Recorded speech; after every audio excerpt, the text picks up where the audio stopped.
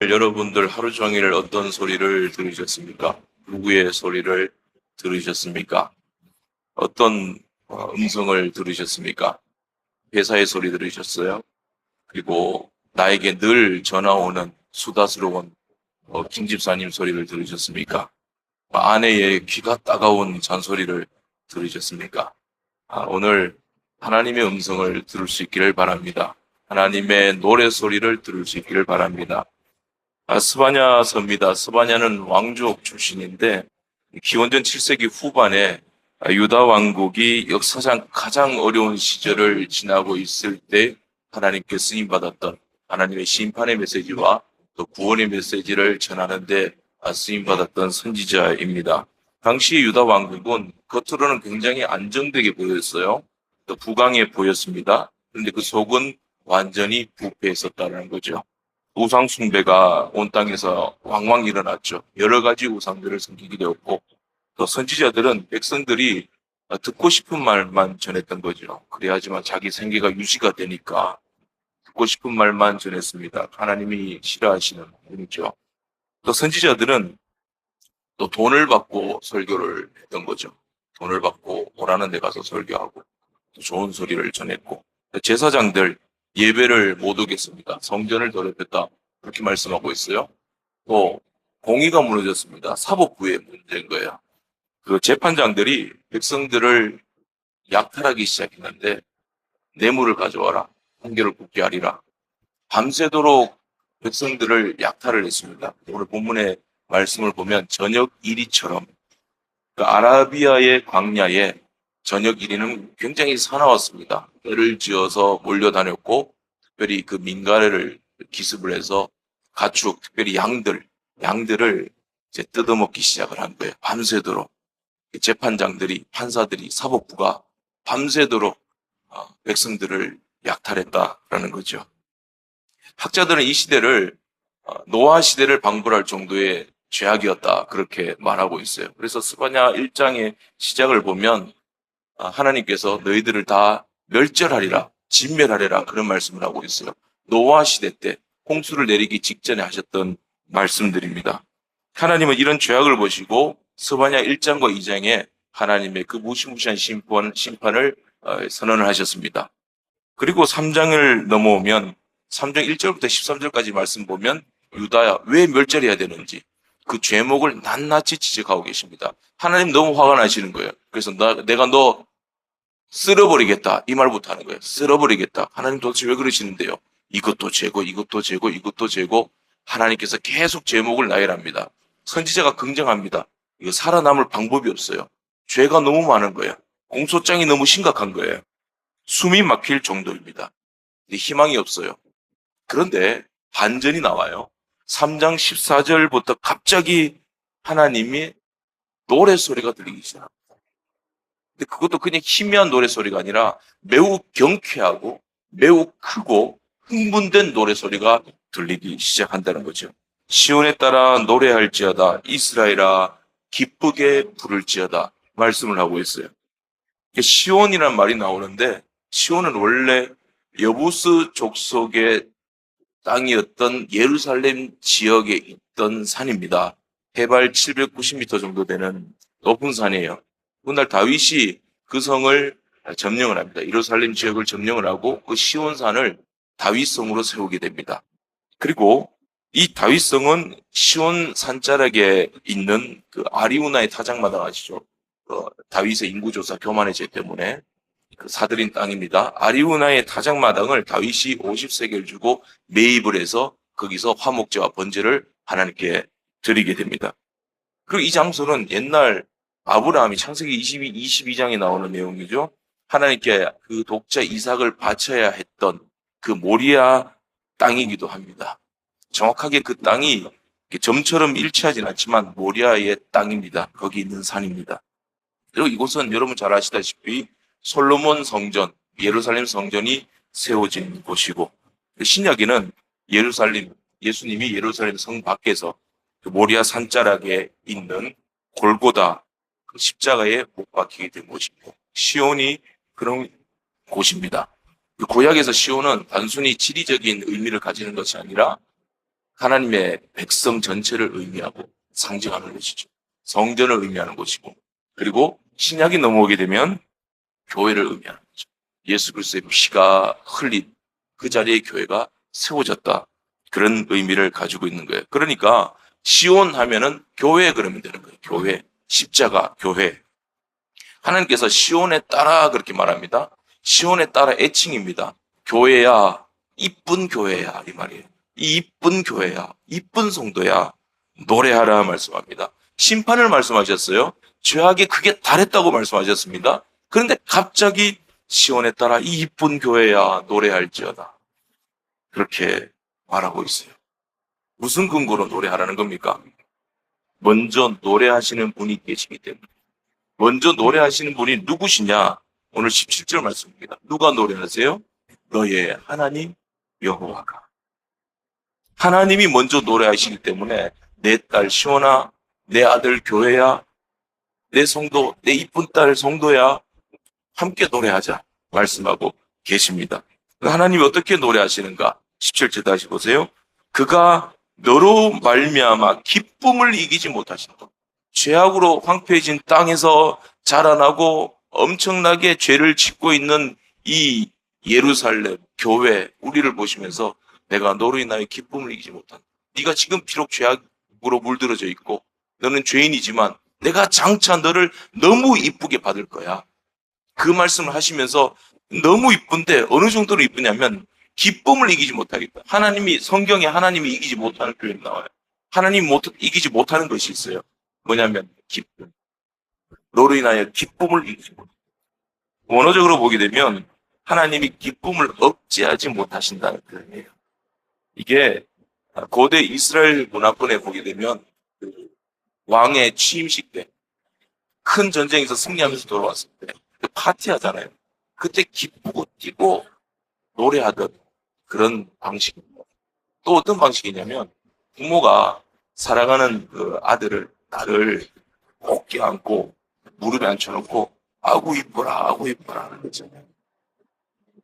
그 애기 나오면 그 하찮은 몸, 그 작은 손가발 있잖아요. 그 얘가 밖에서 안 씻고 하는 거 알고 있거든요. 근데 손, 발, 그냥 두지 못하겠어요. 울고, 그냥, 부비고, 잠을 못 자겠어요. 아고 이뻐라, 아고 이뻐라. 출근을 못 하겠어요. 그 딸인데, 딸이 어렸을 때 머리 폭탄 파마 있잖아요. 폭탄머리. 그 폭탄머리 시켜줬거든요. 제가 지금 폭탄머리 하면은 이뻐하겠습니까? 근데 그 폭탄머리, 그거 왜 그렇게 이뻐요, 그게? 아구 이뻐라, 아구 이뻐. 볼 비비고 쥐어뜯고 언젠간 내가 얘를 터뜨릴 것 같아서 그 못 견디겠는 거 있잖아요. 그 기쁨을 말하는 겁니다. 내가 너 너무 기쁘다. 막 그때 기쁜데 막 웃음을 참으면서 기뻐하는 게 아니라 그 락커가 있죠, 락커가. 와와 이렇게 있잖아요. 와 예 이러는 거 있잖아요. 김경호처럼 그 소리를 지르면서 아구 이뻐 하는 거. 그게 내가 너로 인하여 기쁨을 이기지 못하노라 하시는 말씀입니다. 오늘 하나님이 저와 여러분들을 그렇게 기뻐하신다는 겁니다. 오늘 찬양대가 찬양했습니다. 악보 뽑아달라 하길래 반주자도 반주하기 쉬운 G 코드를 뽑아드렸거든요. 너무 낮대요. 하시라고. 그 B 플랫으로 다시 달래요. 이런 현상이 일어난 거예요. 자신감 충만해가지고. 근데 제가 찬양 들으면서 눈물이 나더라고요. 눈물내로. 제가 어떻게 수습을 하려고 그러나 그게 아니라 하나님의 노래소리가 들리는 거예요. 찬양대가 찬양할 때 우리가 흔히 기도할 때 우리도 함께 하나님께 드리는 찬양이 되기를 원합니다. 그렇게 기도하잖아요. 실은요. 찬양대가 찬양 드리는 시간은 하나님이 먼저 노래 불러주시는 시간. 죄악으로 인해 소망이 없던 우리에게 구원의 노래, 기쁨의 노래, 내가 너로 인하여 기쁨을 이기지 못하노라 하시는 그 노래를 먼저 불러주시는 시간. 그래서 우리가 함께 찬양할 수 있고 예배할 수 있는 거예요. 그 은혜 때문에 우리가 오늘 찬양할 수 있다는 거죠. 그러면 이 노래하시는 하나님이 본문에 이스라엘의 회복과 구원을 약속하시듯이 오늘 우리의 삶을 어떻게 회복시키시고 또 우리의 삶을 지휘하시는가? 일단은 하나님 먼저 첫음을 내시죠. 17절 첫말이 결정적입니다. 너희 하나님 여호와가, 그냥 하나님이 아니라 너의 하나님 여호와가, 하나님의 임재를 말씀하는 거예요. 너희 하나님, 하나님의 인격적인 임재를 말하는 거예요. 그러니까 신앙은 하나님에 대한 정보가 아니라 하나님과의 관계입니다. 성경 퀴즈대를 했습니다. 성경 퀴즈대를 잘 한다는 것은 하나님에 대한 정보를 많이 하는 거예요. 그런데 신앙은 뭐냐면 퀴즈대회에서 1등하는 것이 중요한 것이 아니라 하나님과의 그 말씀을 가지고 관계를 맺어가는, 열매를 맺어가는 것. 욥도 고난 중에 하나님과 깊은 관계를 맺습니다. 욥기 19장 25절에 나의 대속자가 살아계시니, 그냥 대속자로 말하지 않고 나의 대속자, 그렇게 말씀합니다. 그리고 다윗도 시편 23편에 말하죠. 여호와는 나의 목자시니 내가 부족함이 없습니다. 그냥 목자라 말하지 않고 여호와는 나의 목자라 말씀하십니다. 나의 목자. 유명한 배우가 있었습니다. 유명한 배우와 연세 드신 목사님이 동시에 시편 23편을 낭송했습니다. 먼저 이제 배우가 중저음으로 뚜렷하게 멋지게 그 시편 23편을 낭송했습니다. 여호와는 나의 목자시니 내가 부족함이 없으리로다.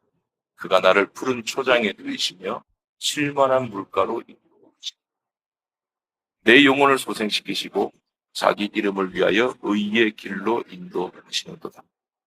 내가 사망의 음침한 골짜기로 다닐지라도 해를 두려워하지 않을 것은 주께서 나와 함께 하십니다.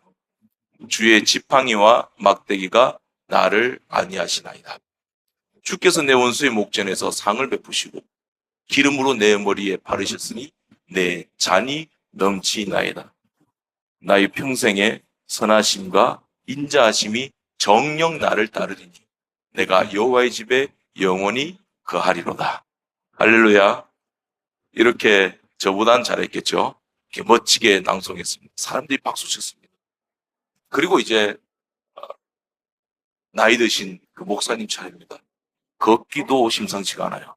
앞에 나와서 어느한 목소리로 이도 다 빠지셨습니다. 여호와는 나의 목자시니 이렇게 외우신다.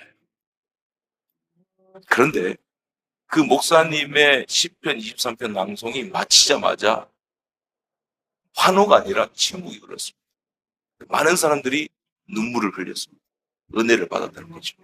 배우가 뭔가 이상한 것을 느낀 거예요. 분명히 내가 잘했는데, 내가 더 잘했는데 은혜는 저 목사님이 암송하신 시편의 은혜를 받아요.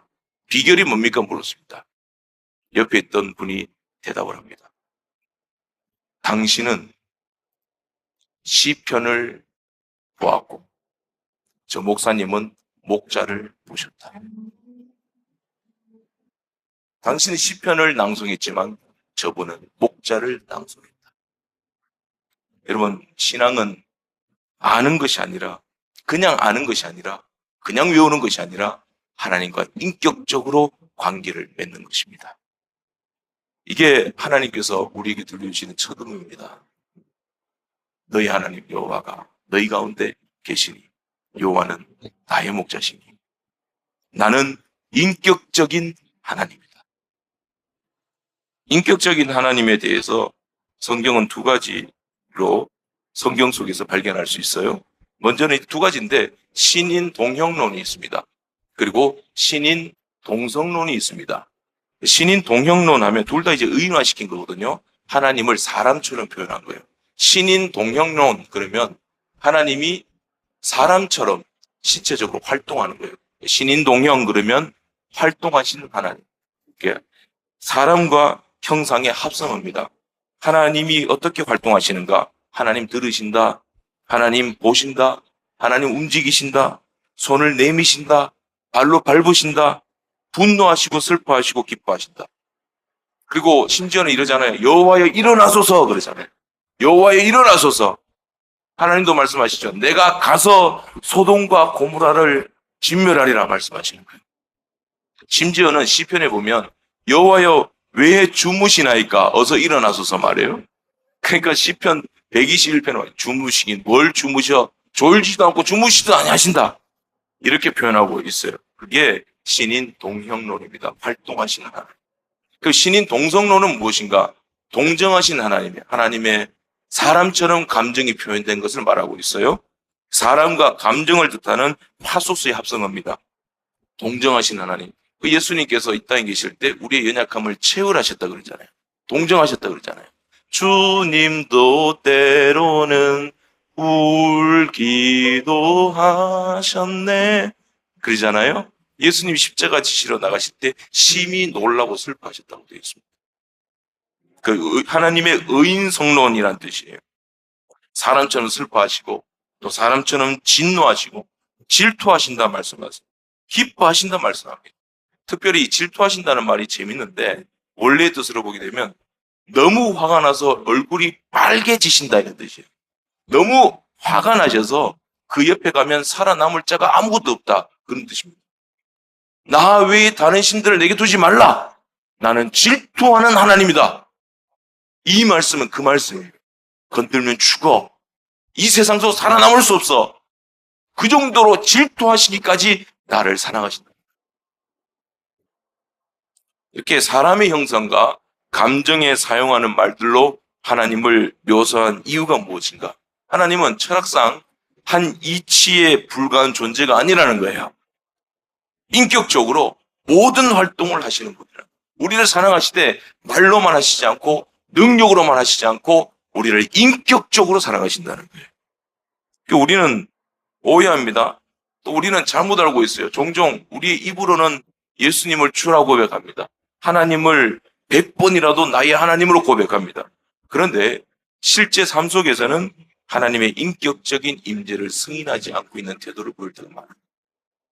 이런 겁니다. 하나님 계신다. 나도 알고 있다. 그러나 현실 세계에서는 사람의 방식과 세상의 지혜로 살아야지 그 말이에요. 성경은 성경이고 현실은 현실입니다. 하나님. 그렇게 생각하는 거예요. 이것을 실천적 무신론이라고 합니다. 하나님을 아는데 사도 바울이 그렇게 말합니다. 로마서 1장 21절에 하나님을 알되 하나님을 영화롭게도 하지 아니하며 삶 속에서 현실 세계에서 생활 가운데 하나님을 승인하지 않는 거예요. 하나님의 임재를 전혀 느끼지 못하고 있는 거예요. 그러니까 삶에 열매가 없는 거예요. 그래서 로마서 12장에 보게 되면 너의 삶을, 네 자체를 하나님이 기뻐하시는 산제사, 상번제, 아침과 저녁에 드리는 삶의 제사로 계속 드려야 된다. 그렇게 말하고 있어요. 본문에 너희 하나님 여호와가 너희 가운데 계신다. 이 말씀은 하나님이 인격적으로 너희 삶에 개입하시고 활동하시고 함께 웃고 함께 울고 하나님이 회초리질도 하시고 화도 내시고 그렇게 함께 하신다는 것입니다. 너희 가운데 스바냐 3장에만 4번 나옵니다. 너희 가운데. 너희 가운데 이 카테고리 안에는 백성들 가운데 왕으로 계시고 제사장으로 계시고 또 선지자로 계시고 재판장으로 계신다. 그리고 왕들 중에서도 왕으로 계시고 재판장 중에서도 판단하신 재판장으로 계시고 하나님이 계신다는 거예요. 근데 이스라엘의 범죄로 말미암아 왕, 재판장, 선지자, 제사장 하나님을 대신하셔서 세워서 하나님의 임재를 느끼도록 세워주셨는데 이 사람들이 역기능하게 범죄로 말미암아. 그러나 하나님은 그 가운데 백성 가운데 왕으로 선지자로 재판장으로 계시는 거예요. 이것을 너희들이 알아야 된다라는 겁니다. 원래 하나님께서 이렇게 너희 백성들 가운데 나의 백성들 가운데 인격적으로 통치하고 관계하시고 다스리고 판단하시고 동행하시고 보호하시는 존재로 계신다. 근데 너희들이 왜 그걸 모르고 살았느냐 그 말씀하고 있어요. 그러면서 하나님은 우리에게 또 말씀하시죠. 나는 너희 아버지다 말씀. 왕이시고 재판장이신데 너희 아버지다. 심지어 예수님은 이렇게 말씀합니다. 요한복음 15장 15절 말씀에 너희를 나의 친구라 하였노니. 친구라 말씀하세요. 인격적인 관계가 형성이 되지 않으면 친구라 부를 수 있습니까? 영적인 래포가 형성되지 않으면 그 친구라 말할 수 있겠습니까? 아니라는 거예요. 하나님이 인격적인 임재로 하나님의 백성 가운데 성도들의 삶 가운데 모든 시간 속에서 함께 하신다. 내가 선택을 할 때, 내가 배우자를 선택할 때, 직업을 선택할 때, 오늘 한 행동을 선택할 때, 내가 한 가지 언어를 선택할 때, 은밀한 곳에서 내가 행동을 할 때, 공부할 때, 직장 갈 때, 교회 사역할 때, 하나님이 인격적으로 함께 하신다는 거예요. 고난의 자리에서도 하나님이 함께 하십니다. 그러니까 하나님은 하늘 보좌에 딱 앉으셔가지고 이렇게 해라, 이리 가라 말씀하지 않아요. 하나님은 내가 너를 구원하노라 말씀으로만 하지 않아요. 신인 동형, 신인 동성 말씀도 하시고 직접 손에 걷어 붙이시고 나를 안고 슬퍼하시고 땀을 흘리시고 부르짖고 계시고 그렇게 구원하신다는 겁니다. 능력으로만 하시지 않고 인격으로 하신다는 거예요. 십자가는 하나님의 능력입니다. 그리고 하나님의 인격입니다. 그러니까 하나님께서 우리를 구원하실 때, 기도에 응답하실 때 있잖아요. 우리의 병을 고치실 때 있잖아요. 그때 내가 너의 병을 고치노라 이렇게 하지 않아요. 내가 너의 병을 고치노라 하시면서 부둥켜 울고 계시는 거예요. 내가 고난 가운데 부르짖을 때 그냥 내가 너를 구원하라 하지 않으시고 부둥켜 안고 울으시는 거예요. 내가 안다. 내가 안다. 나도 운다. 내가 범죄할 때는 화내면서 함께 하시는 거예요. 너 왜 범죄하고 있냐? 인격적인 하나님. 요한복음 1장 14절 말씀에 말씀이 육신되어 우리 가운데 거하시니 우리가 그의 영광을 보니 아버지의 독생자의 영광이요 은혜와 진리가 충만하더라 그랬습니다. 말씀이 육신되어 우리 가운데 인격적으로 계신다는 거예요. 인격적으로. 이것이 너희 하나님 여호와가 너희 가운데 계신 거지. 내가 어림의 어린 가운데 계신 거. 내가 이해하지 못해. 그래 유아가 말귀를 못 알아먹어도 긍정하지 못해도 하나님 그런 대로 인격적으로 역사하시고 그 능력으로 구원하시는 거예요. 내가 늙어서 잘 못 들어요. 치매도 와요. 그런 가운데 하나님이 인격적으로 슬퍼하시면서 나를 구원하시는 거예요. 나를 통정하시는 거예요. 여러분, 너희 하나님 여호와가 너희 가운데 계신 이 첫음을 여러분 이 노래소리를 듣고 계십니까?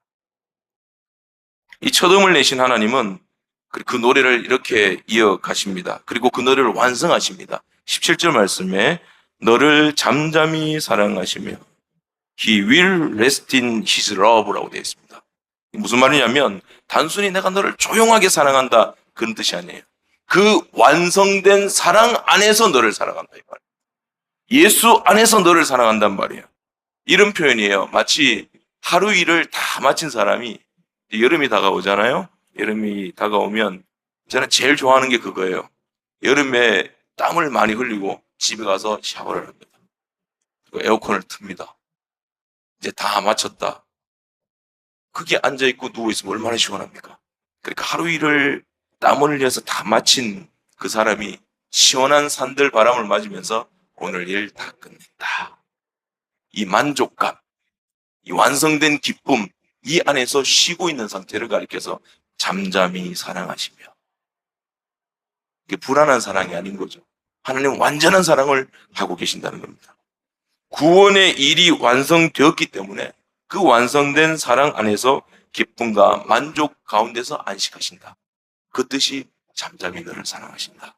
그런 말씀입니다. 창세기 1장으로 한번 가보겠습니다. 창세기의 1장은 창조 사건입니다. 하나님이 천지 만물을 창조하셨다. 세 가지로 나눌 수 있죠. 빛을 창조하시고, 그리고 그 사이에 사람이 있습니다. 그리고 마지막에 안식입니다. 창조의 절정은 인간 창조가 아니에요. 일곱째 날에 안식입니다. 왜냐하면 하나님은 처음부터 인간을 하나님 안에 있는 참된 안식을 누릴 존재로 보셨기 때문에. 그런데 우리가 죄를 지었기 때문에 그 안식이 깨져버린 거예요. 깨져버렸습니다. 사람이 누려야 될 안식이 깨져버린 거예요. 그래서 사람들이 쉬어도 불안한 거예요. 쉴수록 불안한 거예요. 그래서 집에 가서 쉬어라 그러면 불안하잖아요. 쉬라는 말 나오지 말라는 말인가? 언제 나오란 말이죠.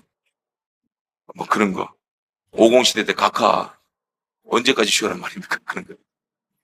놀아도 죄책감 있는 거. 이렇게 놀아서 되나? 죄책감 있는 거. 멈추면 뒤처질까 두려운 거예요. 후배들이 치고 올라온다. 불안한 거예요. 왜 쉬는데도 불안하고 두려울까? 쉬면은 충전이 돼야 될 거 아니에요. 왜 그러냐면 하나님 없는 쉼이기 때문에 그래요. 하나님 없는 쉼은 휴식일 뿐이지 안식이 아니기 때문에 그렇습니다. 충전되지 않는 거예요. 그래서 깨어진 안식을 회복시키기 위해서 예수님이 오신 겁니다. 창조의 완성인 안식 속에 이미 하나님은 여자의 후손을 말씀하신 거예요. 그 안식 속에 재창조, 예수 그리스도를 잉태시켜 놓으신 거예요. 때가 되어서 예수님이 오신 것입니다. 참된 안식을 주시는 예수님이 오셔서 말씀하시죠. 수고하고 무거운 짐진 자들아 다 내게로 오라. 내가 진짜 안식을 주리라. 말씀하신 거예요. 예수님 십자가 위에서 안식을 선포하셨죠? 뭐라고 말씀하셨어요? 다 이루었다. 마귀는 오해했습니다. 다 끝났다. 이렇게 말합니다. 미혹합니다. 성도를 속입니다. 예수님 다시 말씀하십니다. 아니, 다 이루었다. 말씀하셨습니다. 마귀는 아니라고 잠수합니다.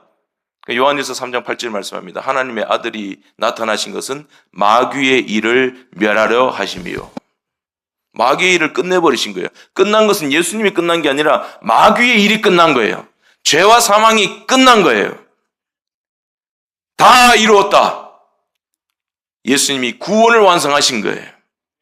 그 완성된 사랑 안에서 승리를 선포하신 겁니다. 안식을 선포하신 겁니다. 다 이루었다.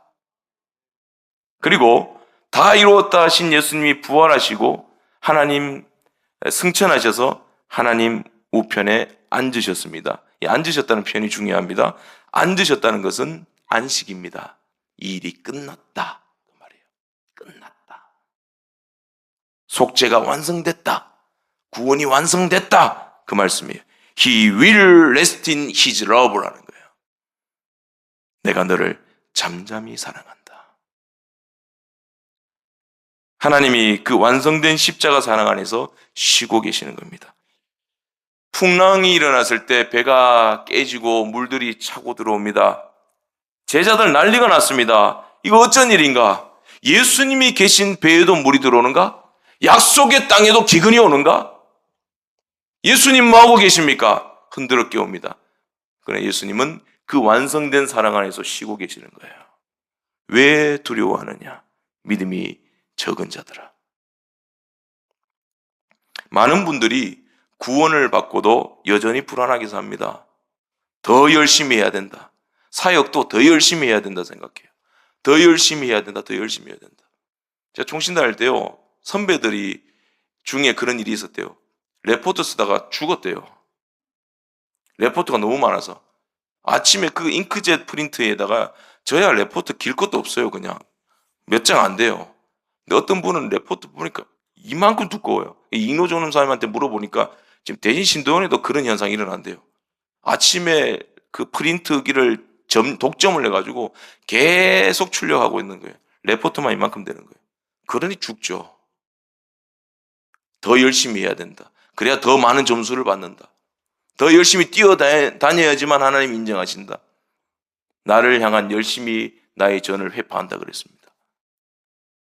더 성숙해야 된다. 더 근엄한 척하고 일찍 목사가 되면 더 어른인 척해야 되고 그래서 어허 여러분 그러고 30살짜리가 그죠? 실패하면 버림받을까 봐 두려워가지고 실적을 내야 되고 오늘 침이 많이 튑니다. 가급적 멀리 앉아 계시는 것도 참 현명한 방법인 것 같아요. 근데 복음은 반대로 말합니다. 하나님은 그는 무능하고 실적을 못 내고 미비한 나를 향해서 내가 너를 언제 무시한 적이 있느냐? 내가 너를 버린 적이 있느냐? 오히려 나는 너 때문에 노래한다 말합니다. 내가 너 때문에 노래를 하는데 기쁨을 이기지 못하겠다. 아구 이뻐 그러는 거예요. 잠잠히 사랑한다. 완벽하게 널 사랑한다. 우리 때문에 노래한다 말씀하십니다. 하나님께 우리는 부담스러운 존재가 아니라 기쁨의 이유가 되는 것입니다. 하나님 왜 우리를 기뻐하실까요? 내가 충분히 잘하고 있기 때문에? 아니에요. 설교 준비가 완벽하면 오히려 더 은혜가 안 돼요. 침도 좀 튀고 말도 좀 더듬고 그렇게 은혜가 되는 거예요. 그래야지만 성령 의지하고 예수님 의지하죠. 예수 안에서 은혜 베풀 자에게 은혜 베풀어 주시고, 나는 침을 튀어도 발음은 꼬여도 하나님이 은혜 주십시오. 하나님 은혜 주시는 거죠. 내가 잘하고 있기 때문에 우리를 기뻐하시는 것이 아니라 예수님이 십자가에서 다 이루어 놓으셨기 때문에, 우리가 그 사랑 안에 있기 때문에 하나님이 우리를 이뻐하시는 겁니다. 우리를 위해서 노래하고 계신다라는 거죠. 십자가 끝났습니다. 속죄 완성됐습니다. 예수님은 앉으셨습니다. 완성된 사랑 안에서 볼지어다 내가 세상 끝날까지 너희와 항상 함께 있으리라 말씀하셨습니다.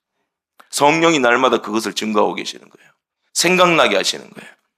예배의 자리가 어떤 자리입니까? 기도의 자리가 어떤 자리예요? 그 완성된 사랑 안에서 안식을 누리는 자리입니다.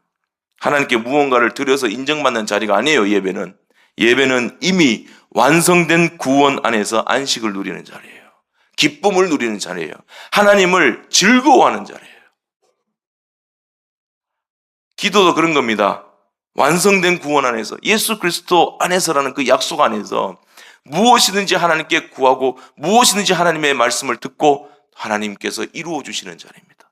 마음껏 하나님과 대화하고 하나님의 음성을 듣고 하나님 주신 평안을 누리고 하나님의 인도를 받는 자리가 기도하는 자리예요. 당신은 하나님의 부담스러운 존재가 아닙니다. 따라하고 싶은데 그러면 따라 합시다라고 그러면 또 따라한다 그럴까봐 그거 안 하겠습니다만은, 당신은 하나님께 부담스러운 존재가 아니에요. 따라하지 마시고 그런 눈빛으로 옆 사람 쳐다보세요. 이글 타오르는 눈빛으로. 그런 존재가 부담스러운 존재가 아니야. 하나님이 노래하실 만큼 기뻐하시는 존재입니다. 할렐루야. 지금 이 완성된 사랑 안에서 우리를 부르시는 구원의 하나님의 노래소리가 들리십니까? 이 하나님의 노래를 들은 사람에게 어떤 일이 일어나는가? 오늘 14절 말씀에 시온에 따라 노래할지어다, 전심으로 기뻐하며 즐거워할지어다.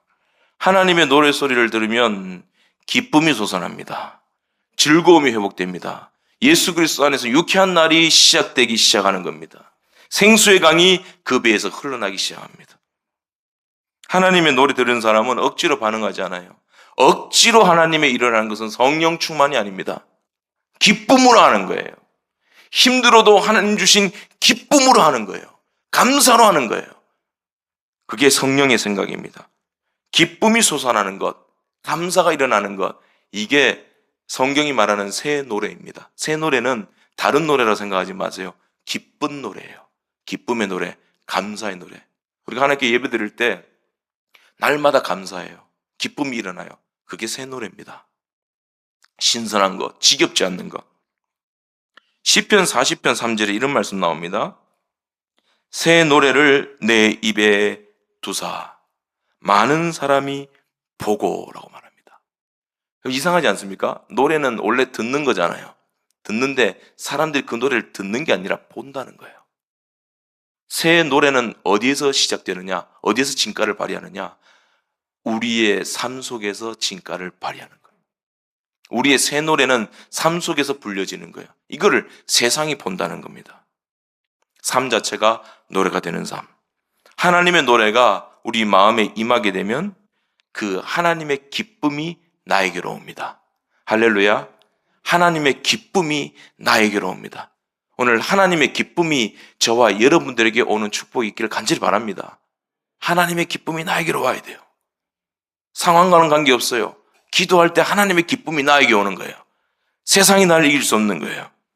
예배 시간은 하나님의 기쁨이 나에게 오는 시간입니다. 그래서 내가 여호와로 말미암아 기뻐하는 거예요. 외양간에 소가 없어요. 밭에 소출이 없어요. 나는 빚더미예요. 그런데 하루하루 카드값 걱정해요. 근데 하나님의 기쁨이 내 안에 있는 거예요. 잠시 돌려막기 할지라도 궁극에는 하나님이 나를 구원한다. 돌려막기 하게 하실 때는 하나님이 고난으로 나를 단련하시는 이유가 있다. 하나님이 이 형편사정을 다 알고 계신다.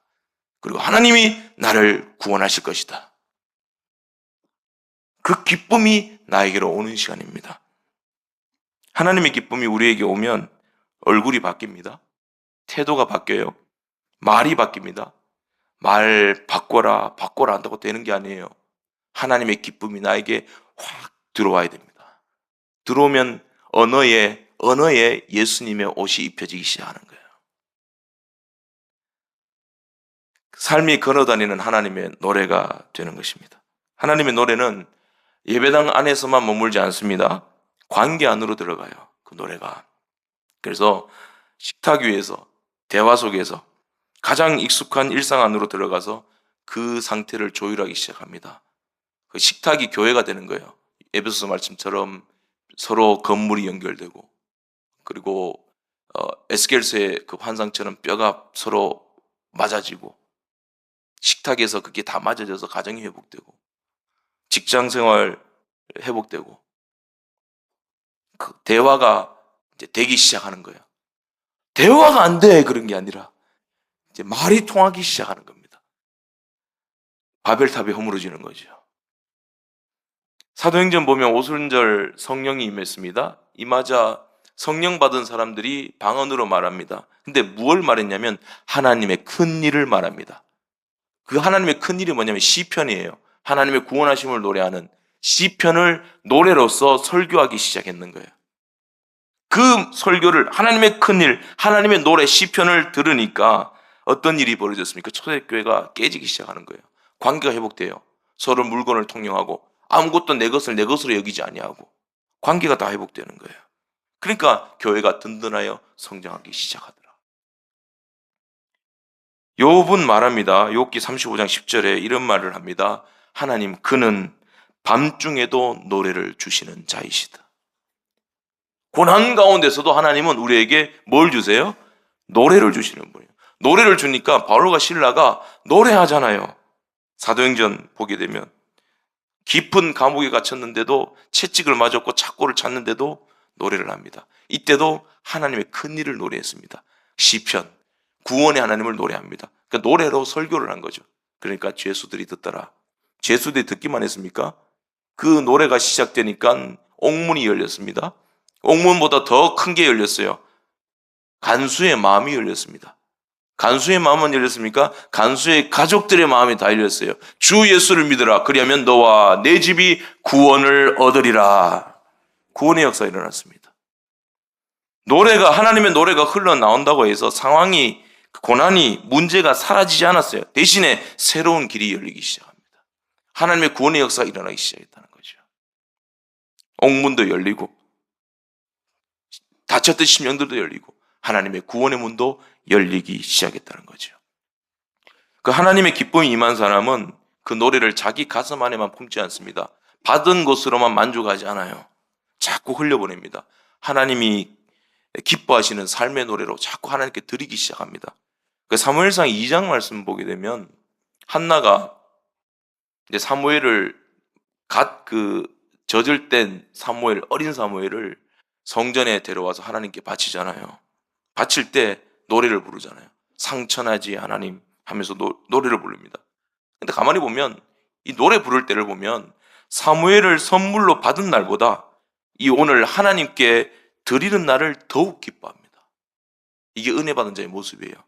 하나님의 기쁨이 내게 임하게 되면 받는 기쁨보다 드리고 뿌리고 바치는 기쁨이 더 커지는 거예요. 다 하나님이 주신 겁니다. 그러니까 은혜를 받은 사람은 받는 것에 그치지 않고 그 은혜에 보답하기 위해서 자기의 삶을 하나님께 드립니다. 하나님이 가장 기뻐하시는 일에 자신을 드립니다. 하나님이 최고로 기뻐하는 일이 뭘까요? 누가복음 15장에 나옵니다. 죄인이 하나님께 회개하고 돌아오는 거예요. 탕자의 비유. 누가복음 15장 7절 말씀, 이와 같이 죄인 한 사람이 회개하면 하늘에서는 회개할 것 없는 99으로 인하여 기뻐하는 것보다 더하리라 했습니다. 하나님 최고로 기뻐하신다는 말씀인 거죠. 잃어버린 양이 하나님께 회개하고 돌아오는 것. 여러분 은혜를 받았습니까? 하나님이 가장 기뻐하는 복음 전파하는 일에 동참할 수 있기를 바랍니다. 우리 천사보다 아름다운 존재입니다. 우리는 천사보다 더 행복한 존재입니다. 그래서 성경은 말하기를 천사들도 우리를 흠모한다 그랬습니다. 천사들은 예수 십자가 그 은혜로 구원받은 기쁨은 잘 몰라요. 자기가 누려본 게 아니기 때문에. 우리는 누려봤습니다. 누리고 있습니다. 그래서 하나님께 회개하고 돌아오는 자를 보는 것이 얼마나 큰 기쁨인지 천사들은 잘 몰라요, 우리만큼. 세례 요한이 말했던 것처럼 나는 이러한 기쁨에 충만한 자로다. 문 영혼을 예수께로 인도하고 중매시키는 일에 이걸 보는 기쁨으로 충만한 자로다. 성도는 이런 기쁨이 있습니다. 왜? 내가 구원받은 기쁨을 누려보았기 때문에. 그 구원의 기쁨이 얼마나 큰 것인지 알기 때문에. 그래서 하나님이 제일 기뻐하는 복음 전도의 일을 천사들에게 맡기지 않고 우리에게 맡기신 것입니다. 17절 말씀입니다. 그가 너로 말미암아 기쁨을 이기지 못하시며 너를 잠잠히 사랑하시며 너로 말미암아 즐거이 부르며 기뻐하시리라. 하나님이 먼저 우리를 향해서 기쁨을 이기지 못하시고 노래하셨습니다. 그리고 우리에게 그 노래를 들려주셨습니다. 그리고 우리가 그 노래를 들을 때 우리도 함께 노래할 수 있는 축복의 처지가 된 것이죠. 여러분, 오늘 이 자리에 여러분을 부르시는 하나님의 노래소리가 들리십니까?